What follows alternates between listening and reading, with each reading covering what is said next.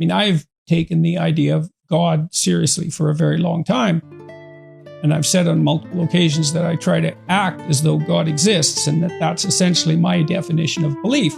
I'm trying to keep myself oriented in that direction. It's a religious orientation, fundamentally. It's an overwhelming orientation, but there's no escaping the questions of the ultimate meaning of life.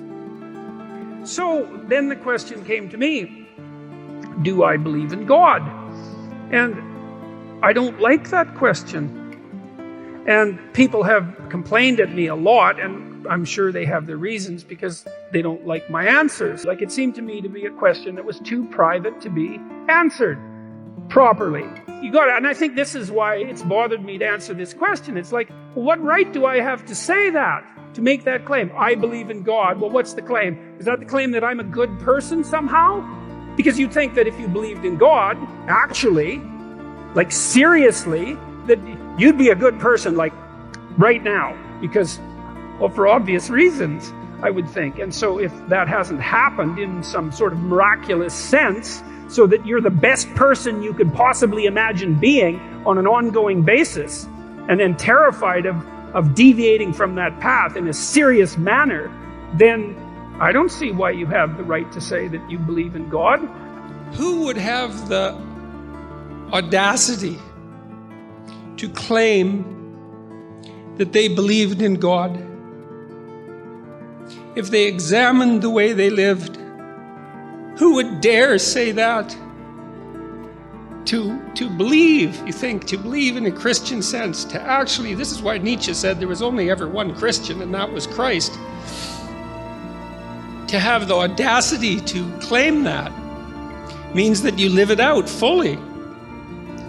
And that's an unbearable task, in some sense.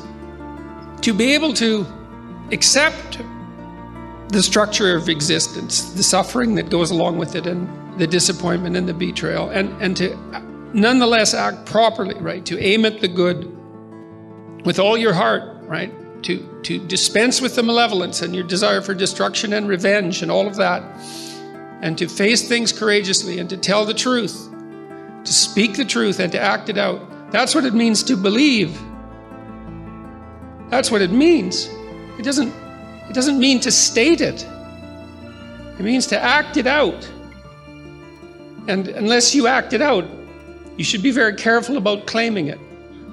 And so I've never been comfortable saying anything other than I try to act as if God exists, because God only knows what you'd be if you truly believed. If you're compromised by too much sin, it's too much. And that's another thing that we're not very good at teaching young people about. We shouldn't do that. It's like there's a sanctimonious authority that goes along with that that's the wrong tone. It's more like,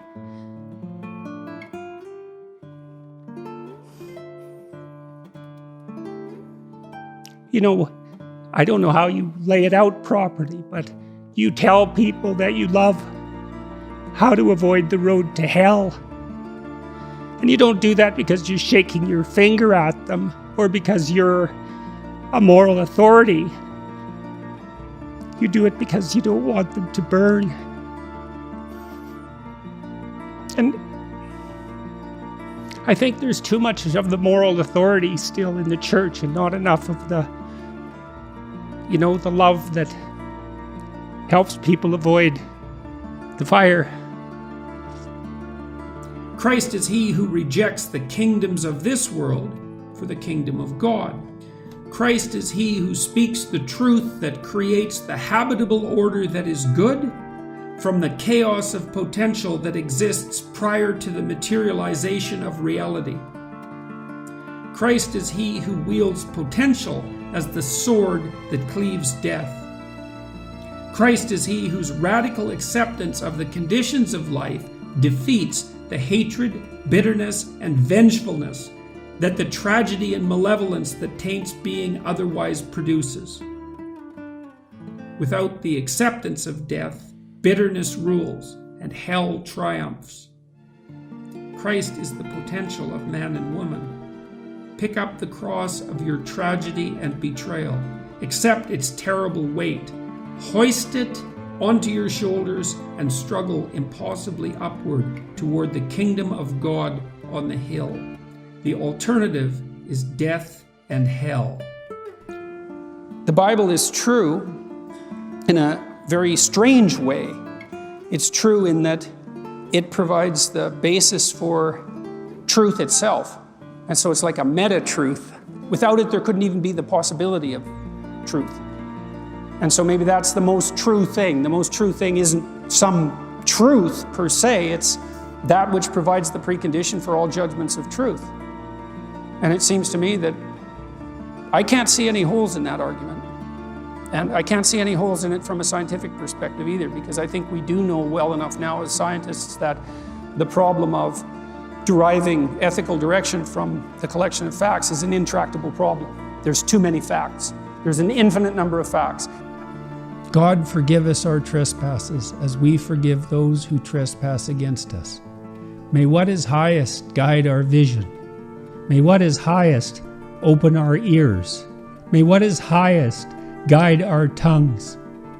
And may we pray, fearful of the hell we could so easily and carelessly create, deliver us from evil.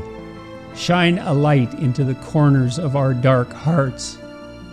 For thine is the kingdom, the power and the glory, forever and ever. Amen.